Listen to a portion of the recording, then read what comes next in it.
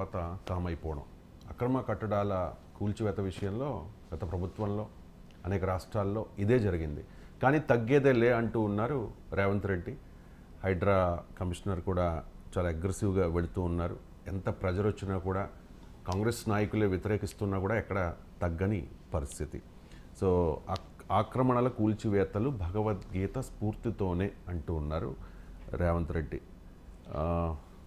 Sir అంటే మీరు అన్నట్లు ఇది చాలా సాహసోపేతమైన నిర్ణయం. ఒక రకంగా చేతిలో రేవంత్ రెడ్డి నిప్పు పట్టుకున్నాడు. సో మామూలు విషయం కాదు. నిప్పుతో చెలగాటం అని అన్నారు కదా, చెలగాటం కాకూడదని ఆశించుదాం. బట్ ఇది రేవంత్ రెడ్డి చాలా వ్యూహాత్మకంగానే ఆయనకు తెలుసు. నిన్న మాట్లాడుతూ కూడా క్లియర్గా అన్నాడు, ఒత్తిళ్ళు వస్తాయని తెలుసు, మా ప్రభుత్వంలో ఉన్నవారు అలాగే ప్రభుత్వం పైన ప్రభావం చూపగలిగే సమాజంలో బలమున్నవారు వారు కూడా ఇందులో ఉన్నారని కూడా అన్నాడు. So is aware of the problems, is conscious of the problems. ఈ ప్రాబ్లం తెలియక ఏదో తొందరపడి మొదలుపెట్టాను, అయ్యో చేతులు కాల్చుకుంటాను అని నిప్పుతో చెలగాటమాడుతున్నానని అనుకుంటాడని అనుకోను. ఎందుకంటే క్లియర్గా అంచనా ఉండి, అందులో రేవంత్ రెడ్డి పూర్వ అనుభవం కూడా రియల్ ఎస్టేట్ రంగంలోనే ఉన్నాడు. సో అందువల్ల ఆయనకు దీని ఇంప్లికేషన్స్ కాన్సిక్వెన్సెస్ తెలియక కాదు. కానీ ఇప్పుడు జరుగుతున్న పరిణామాలు చూస్తే అధికార పార్టీ యునైటెడ్గా ఉంది. ఎక్కడా కాంగ్రెస్ నాయకులు దీన్ని వ్యతిరేకించిన ఉదాహరణ లేదు. పొంగులేటి శ్రీనివాసరెడ్డి నాదైనా కూలగొట్టండి అన్నాడు. దాన నాగేందర్ కాస్త రంగనాథ్ పైన పడ్డాడు తప్ప రేవంత్ పైన ఏం పడలేదు. అలాగే పల్లం రాజుకు సంబంధించిన కేంద్ర మాజీ హోంమంత్రి, కాంగ్రెస్ వర్కింగ్ కమిటీ సభ్యుడైన కాంగ్రెస్ వర్కింగ్ కమిటీ సభ్యుడైన పల్లం రాజు ప్రాపర్టీ కూల్చినా కూడా ఎక్కడా కాంగ్రెస్ వాళ్ళు వ్యతిరేకించలేదు. పైగా ఇవాళ Jeevan Reddy MLC, Laxman MLA demand చేసింది దీన్ని రాష్ట్రంలోని ఇతర ప్రాంతాలకు కూడా విస్తరించాలి అని డిమాండ్ వచ్చింది. సో అందువల్ల రేవంత్ రెడ్డికి వెనకాల కాంగ్రెస్ పార్టీ ఇప్పటి వరకు బహిరంగంగా ర్యాలీ మాత్రం ఎక్కడా వ్యతిరేకత లేకుండా ర్యాలీ అవుతుంది. ఇది ఒక మేజర్ అచీవ్మెంట్. ఎందుకంటే కాంగ్రెస్ వాళ్ళు కూడా ఉంటారు కదా, రేవంత్ రెడ్డి కూడా చెప్పాడు కదా ఇందులో మా వాళ్ళు కూడా ఉంటారు అని. ప్రభుత్వంలో ఉన్న వాళ్ళు ఉంటారన్నాడు, పార్టీ కూడా అనలే, ప్రభుత్వం అన్నాడు. మీకు రేవంత్ రెడ్డి ఈ మాట అంటున్న సమయంలో వేదిక పైన పట్నం మహేందర్ రెడ్డి ఉన్నాడు. ఇవాళ పత్రికలో వచ్చి నాకు తెలియదు, మరి ఆయనకు చెరువులో ఉన్నదో లేదో తెలియదు. నెక్స్ట్ టార్గెట్ ఆయనే అని అంటూ. సో పట్నం మహేందర్ రెడ్డి ఫామ్ హౌస్ కూడా ఈ చెరువు దాంట్లో ఉంది అని ఇవాళ పత్రికలో వచ్చింది. అంటే రేవంత్ రెడ్డి ఈ మాట అంటున్నప్పుడు వేదిక పైన కూడా ఉన్న వారికి కూడా ఉంది అని. సో అది రేవంత్ రెడ్డి కూడా అన్నాడు మాకున్నది అని. కేటీఆర్ కూడా అన్నాడు కాంగ్రెస్ నేతల్ని కూడా మరి కూలుస్తారా మీకు పొంగులేటి శ్రీనివాసరెడ్డి, వివేక్ అని అన్నాడు. కూలుస్తామని అంటున్నాడు రేవంత్ రెడ్డి. ఇప్పుడు కూల్చకపోతే మనం ప్రశ్నించుదాం. కూలుస్తామని అన్నాడు, కూలుస్తూ వస్తున్నారు కూడా. ఇప్పుడైతే రాజకీయంగా ఇప్పుడు ఎంఐఎం ఇవాళ పత్రికలో వచ్చింది, బీజేపీ వారు ఇప్పుడు నేను వస్తుంటే ఒక టీవీ ఛానల్లో బీజేపీ వాళ్ళ బాధ వాళ్ళది, వాళ్ళు ఏమంటారు ఎంఐఎం వాళ్ళ సంగతి తేల్చండి అని, ఓవైసీ సంగతి తేల్చండి అంటున్నారు. వాళ్ళకి ఓవైసీ తెలిస్తే మిగతా ఏమందని వదిలేసినా ఏం ఇబ్బంది లేదు. కానీ ఇప్పుడు ఇవాళ పత్రికలు వచ్చింది MIM MLA, MIM MLC. So వీళ్ళిద్దరికీ సంబంధించిన ప్రాపర్టీస్ కూడా బైదూరుపురంలో ఎక్కడో. సో వాళ్ళ ఎంఐఎం ఎమ్మెల్యే, ఎమ్మెల్సీకి సంబంధించిన ప్రాపర్టీస్ కూడా ఇప్పటికే కూల్చారు. సో అందువల్ల ఇప్పుడు ఎంఐఎంది అయిపోయింది, కాంగ్రెస్ అయిపోయింది, పల్లంరాజు కూల్చారు, దాన నాగేందరే అభ్యంతరం చెప్పారు. ఇక నాగార్జున ఆ పార్టీ ఈ పార్టీ కాదు, నాగార్జున దగ్గరికి వచ్చారు. సో ఇక్కడ నుంచి ఇంకా బీఆర్ఎస్ వాళ్ళే మొదలుపెట్టలే. బీఆర్ఎస్ వాళ్ళు ఇప్పుడు పల్లారాజేశ్వర రెడ్డికి నోటీస్ ఇచ్చారు. మల్లారెడ్డికి మొదటి నుంచి ఉన్నారు. అందరికన్నా ముందు ఈ హైడ్రా ఏర్పడక ముందు మల్లారెడ్డి, రాజశేఖర రెడ్డికి సంబంధించిన భవనాలపైన కొంత కూల్చారు. అప్పటికి ఇంకా హైడ్రా ఏర్పడలే. అందువల్ల ఇప్పటి వరకు ఇది పొలిటికల్గా సెలెక్టివ్గా ఉన్నది అని ఎక్కడా లేదు. సో అందువల్ల రేవంత్ రెడ్డి వ్యూహంలో మొదటిది ఏంటంటే దీనికి కాంగ్రెస్ పార్టీ యూనిఫైడ్గా ముఖ్యమంత్రి వెనకాల ర్యాలీ అవుతుంది. సో ఎక్కడా పొలిటికల్గా సెలెక్టివ్ ఉన్నట్లయితే కనిపించడం లేదు. భవిష్యత్తులో కనుక ఉంటే ఖచ్చితంగా ప్రశ్నించుదాం, అనుమానమే లేదు. మీకు ఇక రెండవది ప్రతిపక్షాల్లో గందరగోళం కనబడుతోంది. ఇవాళ పత్రికల్లో కూడా వచ్చింది. సో బీజేపీలో అంతర్యుద్ధం హైడ్రా పైన, ఈటలదో మాట, రఘునందన్ రావు ఒక మాట అని. మీరు ఈటల దీన్ని వ్యతిరేకంగా మాట్లాడాడు, రఘునందన్ రావు నేను సైన్స్ విద్యార్థిని, నేను లాయర్ను, సో ఖచ్చితంగా కూల్చాల్సిందే, పర్యావరణ సంక్షోభము విధ్వంసం అయితే చూస్తూ ఊరుకుంటామా, దారి తప్పి మా బీజేపీ వాళ్ళు ఎవరైనా ఉన్నా కూర్చోండి అన్నాడు. ఆయనేమి మా వాళ్ళను వదిలేయండి అని కూడా అనలేదు ఇక్కడ. సో కిషన్ రెడ్డి ఏమో మరి అంతకుముందు అనుమతులు ఇచ్చింది మీరే కదా అని ఆయన అడిగాడు. సో అందువల్ల బీజేపీ నాయకుల్లో తలో మాట అంటూ కన్ఫ్యూజన్ క్లియర్గా కనబడుతోంది. ఇక ఎంఐఎం కూడా ఓవైసీ కూడా మరి జిహెచ్ఎంసీని కూలుస్తారా, జిహెచ్ఎంసీ కూడా హుస్సేన్ సాగర్ ఫుల్ ట్యాంక్ లెవెల్లో ఉంది కదా, నక్లెస్ రోడ్ సంగతి తేలుస్తారా అని అడిగాడు.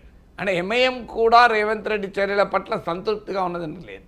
కానీ బీఆర్ఎస్ ఏమో ఏకేన్ముఖంగా ప్రశ్నిస్తోంది. అయితే బీఆర్ఎస్ కూడా కూల్చొద్దని ఇంతవరకు అనలే. మీరు ఎన్ కన్వెన్షన్ కూలుస్తుంటే ఏ రాజకీయ పార్టీ వాళ్ళు వీళ్ళు నిరసన చెప్పారు నాకు చెప్పండి? ఎవరూ నిరసన చెప్పలే కదా.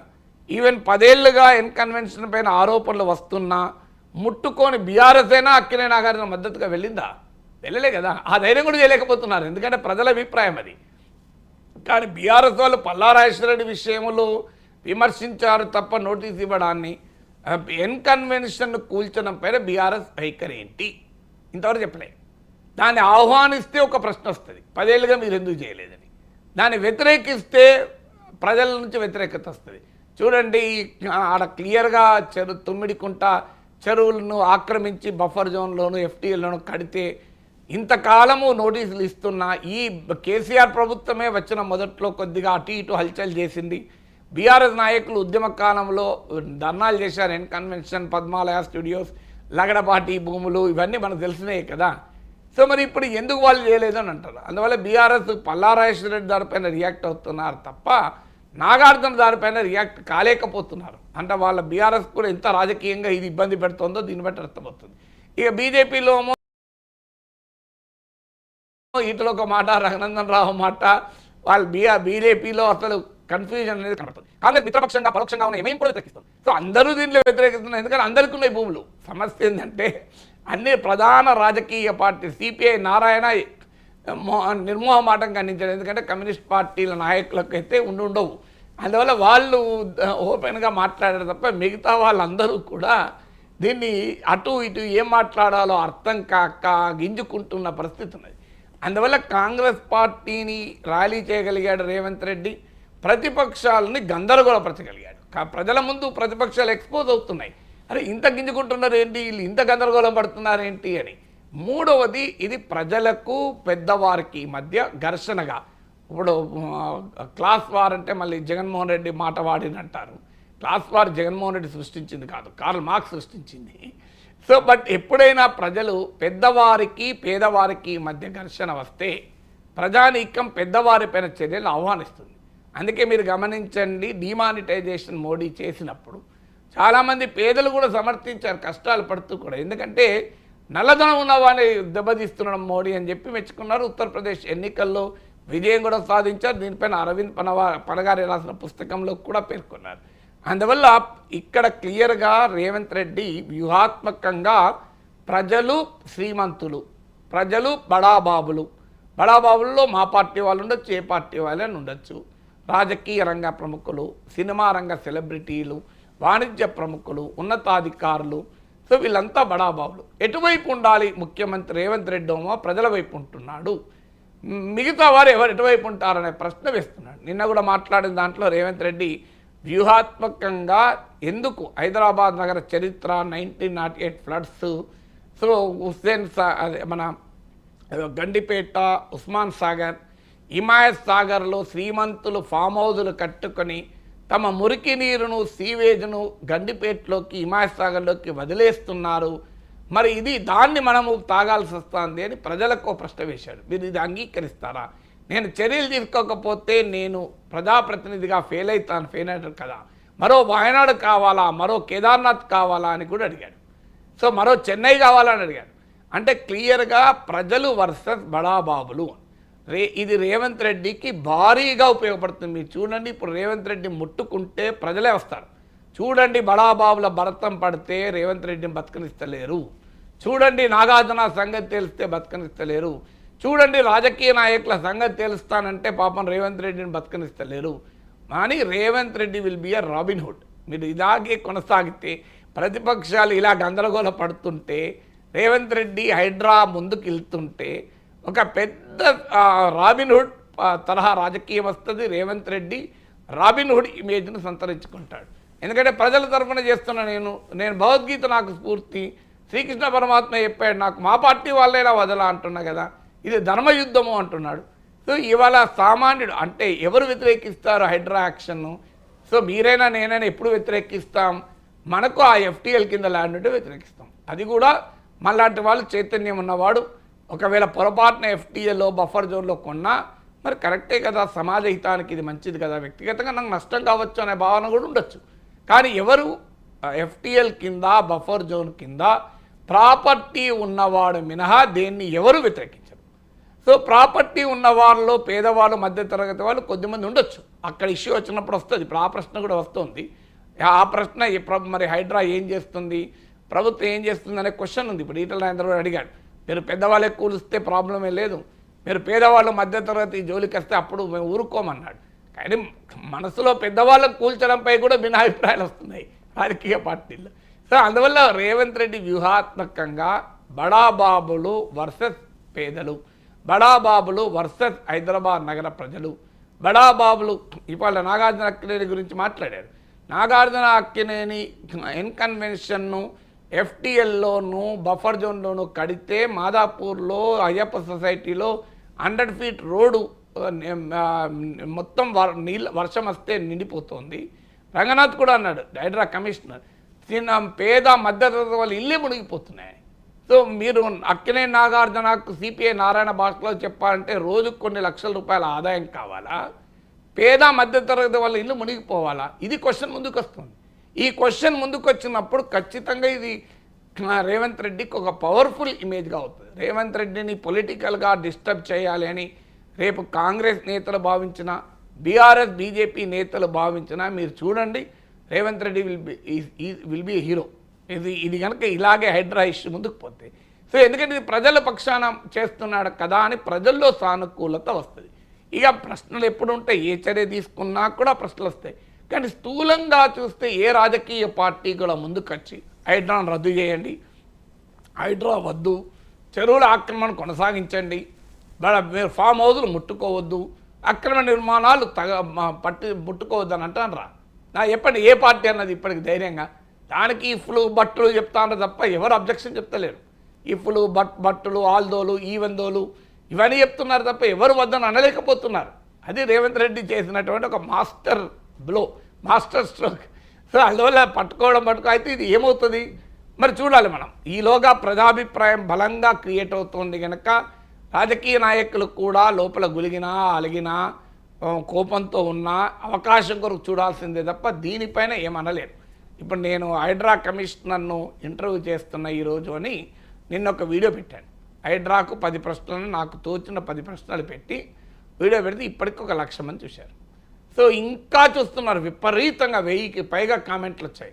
మామూలు రెస్పాన్స్ కాదు, ఫోన్లు వస్తున్నాయి.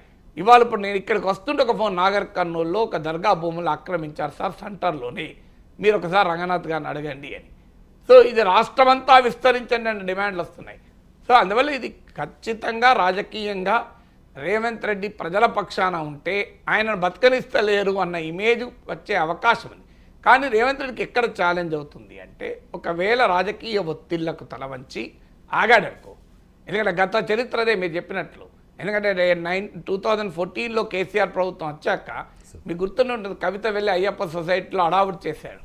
ఉద్యమ కాలంలో లగడపాటి ల్యాంకో భూములు వక్ భూములని పద్మాలయ స్టూడియోస్ ఎన్కన్వెన్షన్ ఆంధ్ర వాళ్ళు ఆక్రమించారు అని బీఆర్ఎస్ నాయకులు కేటీఆర్తో సహా ఉద్యమాలు చేశారు. మళ్ళీ అధికారంలోకి వచ్చాక కవిత వెళ్ళి కొంత అడావుడి కూడా చేశారు, ఎన్కన్వెన్షన్లో అడావుడి చేశారు, తర్వాత మొత్తం ఆగిపోయింది కదా. సో అందువల్ల ఇవాళ బీఆర్ఎస్ను డెఫినెట్గా సీరియస్ ప్రశ్నలుగా ముందుకు వస్తాయి. సో అందువల్ల రేవంత్ రెడ్డి కూడా అదే పని చేశాడు అనుకోండి. సో లేదు ఇతర పార్టీల ఎమ్మెల్యేలను టార్గెట్ చేసి తమ పార్టీలో రప్పించుకోవటానికి కానీ తమ పార్టీ వాళ్ళను కానీ వదిలేస్తే సెలెక్టివ్ ఆపరేషన్గా ఉంటే ఇది అర్ధాంతరంగా ముగిస్తే, నేను ఇప్పటిదాకా రేవంత్ రెడ్డి రాబిన్హుడ్ అవుతాడు హీరో అవుతాడని చెప్పాను కదా, అది అర్ధాంతరంగా ముగిస్తే తీవ్రమైన వ్యతిరేకతను కూడా ఎదుర్కొంటాడు. ఎందుకంటే హై ఎక్స్పెక్టేషన్స్ క్రియేట్ అయినప్పుడు అది పర్ఫామ్ చేయకపోతే హై ఫ్రస్ట్రేషన్ డిస్కంటెంట్ కూడా ఎదుర్కోవాల్సి ఉంటుంది. అందువల్ల అందుకే నేను రేవంత్ రెడ్డి చాలా ఒక సాహసోపేతమైన చర్య, అది ఏ రకమైన రాజకీయంగా పర్యవసానాన్ని దారితీస్తుంది అనేది రేవంత్ రెడ్డి ప్రభుత్వం హైడ్రా విషయంలో ఇదే రకమైన దానికి మన మీడియా భాషలో చెప్పాలంటే దూకుడు. సో అది పాజిటివ్గా తీసుకుంటే, సో ఈ దూకుడు ఇలాగే కొనసాగి హైదరాబాదులోను తెలంగాణ రాష్ట్రంలోను ఆక్రమణకు గురైన ప్రతి చెరువును కాపాడితే, ప్రతి పార్కును కాపాడితే, ప్రతి బహిరంగ స్థలాన్ని కాపాడితే, ప్రతి ప్రభుత్వ స్థలాన్ని కాపాడితే మాత్రం చరిత్రలో రేవంత్ రెడ్డి నిలిచిపోతాడు. ఈ మహాయజ్ఞము మధ్యలో ఆగిపోతే, సాధారణంగా ఏ యజ్ఞమైనా మధ్యలో ఆగిపోతే మంచిది కాదంటారు. సో ఇది రేవంత్కి కూడా రాజకీయంగా